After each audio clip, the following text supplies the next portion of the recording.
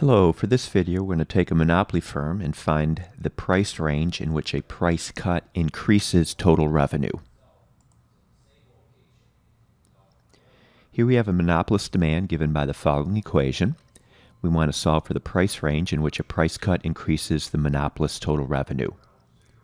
Note, when demand is elastic, a price cut leads to an increase in total revenue. With a linear demand curve, demand is elastic above the midpoint of the demand curve. At the midpoint of the demand curve, demand is unit elastic and equals -1. Solution: find the midpoint of the demand curve by solving for the demand choke price. That is the vertical intercept of the demand curve. Next, we're going to divide the vertical intercept by 2 to get the midpoint of the demand curve. So the demand choke price, or the vertical intercept, occurs where Q equals 0. We're going to set Q equals 0 here for our demand equation. So left-hand side now is 0, and solving for price, P, dividing through by 3. The vertical intercept, or demand choke price, is $16. To get the midpoint price, just divide that 16 by 2, and we find a price of $8.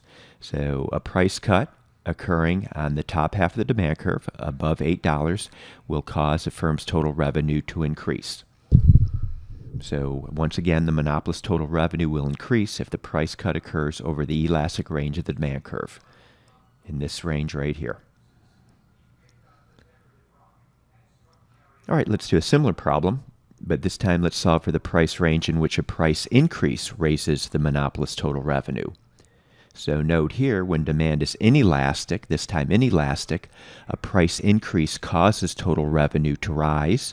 With the linear demand curve, demand is inelastic below the midpoint of the demand curve. So once again, we're going to find the midpoint of the demand curve. So doing what we did before, we're going to get the same answer. So the vertical intercept, or demand choke price, is 16.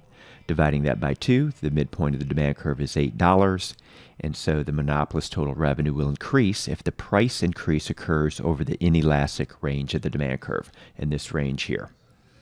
Okay, that's it.